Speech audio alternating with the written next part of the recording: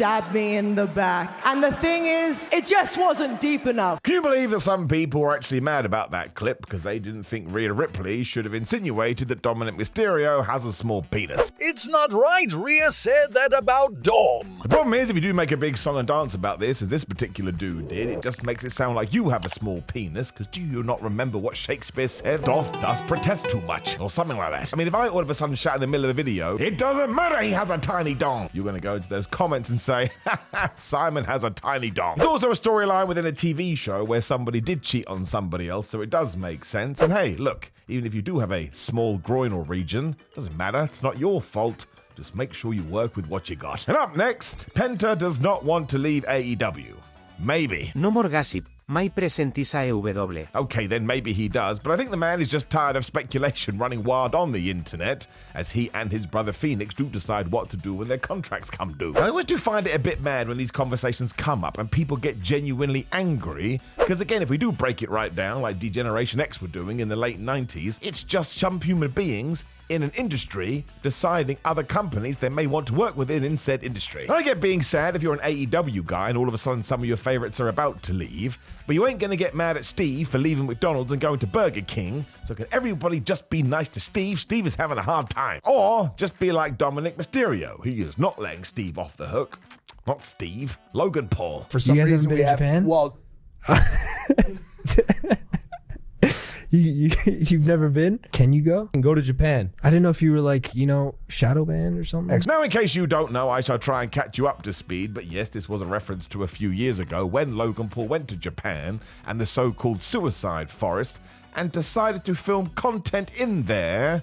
And yes, if you are now thinking to yourself, that's one of the worst things I've ever heard, you would be totally correct. Now, while Logan has apologized to this, I think it's only fair to throw that out there. And while people did love this clip because they thought Dominik Mysterio was trolling Logan Paul, I think it has to be said on the Impulsive podcast, if you do watch it a lot, both of the hosts kind of tap into this. So I think it's part of a running gag, which again should leave a little bit of a bad taste in your mouth. So I don't want to make further comment here, but I do want to say the word that the condom handled himself here just goes to show he has massive babyface potential. I mean, watch this. Your haircut is giving HVAC. What is that? Like heating, venting, and air conditioning. I don't even know what that means. Now that part wasn't planned, and here Dominik was treating these idiots like a couple of oaths. So we are going to do a massive 180 one day, and even if he does have a small dick, everything is going to be fine. And also, apparently Kevin Owens is 2 + 2 = potato and doesn't make sense. I'll see you at Bash in Berlin. This one blew my brain because I thought it made perfect sense. Kevin Owens made it very clear. I'm not very proud of my recent win-loss record, so anything you give me when it comes to the title is just gonna feel like a charity case, and I don't want anybody feeling sorry for me. But apparently this wasn't the case at all. This is actually one of the weirdest angles I've ever seen. You should always be going for a championship. A guy offers you a match and you turn it down.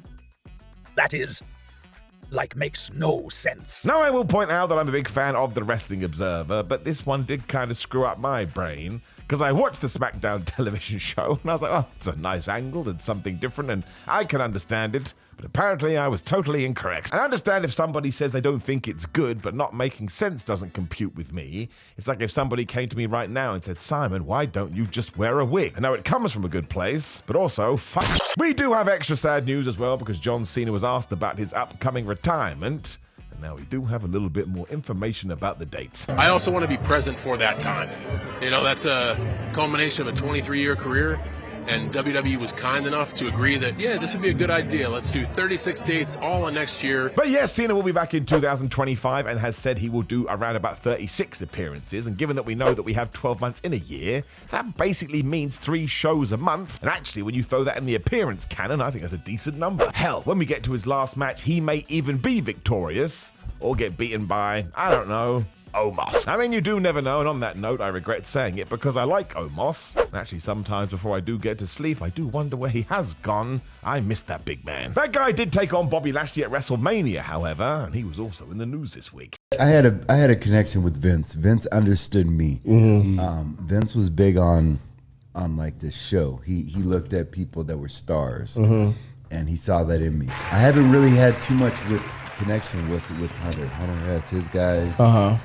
And I've tried to, but we haven't really worked enough together to even get to know each other. Because he was speaking to the Laboratory podcast, where, as you have just seen, he said when it came to his relationship with Vince McMahon, they certainly had one. Whereas when it comes to his relationship with Triple H, well, it's basically a ghost and invisible. There is nothing wrong with this either, because once again, that's just called being in a place of work. And actually, if Bobby Lashley does leave WWE, which it sounds like he's going to, and heads to an AEW or heads to a TNA, where you'd have to imagine he'd have far creative freedom, that is going to be absolutely fantastic, because you could say whatever you want, but that damn Bob is a star. I mean, maybe he can even pitch an angle where his opponents dress up like his sisters, although it's actually a bunch of guys in drag.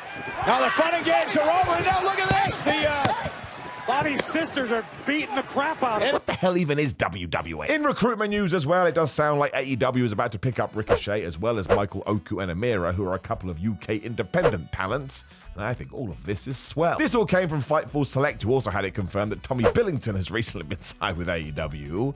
And if you can believe this, we arrive again. Some people are upset about this. Because as far as I can see, there's only two ways to look at it. One, they do join the roster and they do great, so they become a pivotal part of the company. Or two, they don't do anything and it's almost like nothing happened to begin with. So I really don't understand how this kind of news can make anybody mad, and my suggestion to you would be to go outside.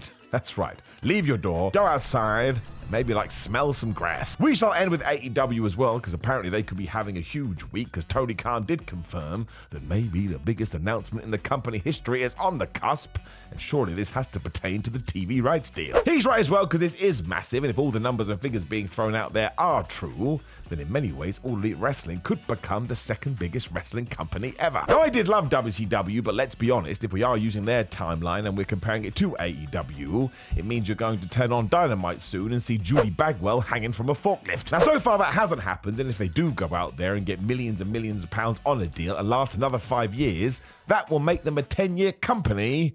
And you can't argue with the statistic, my friends. I mean, just go and check it out online. I mean, AEW Rampage has already had more episodes than WCW Thunder. And again, I think that's fabulous for the wrestling industry.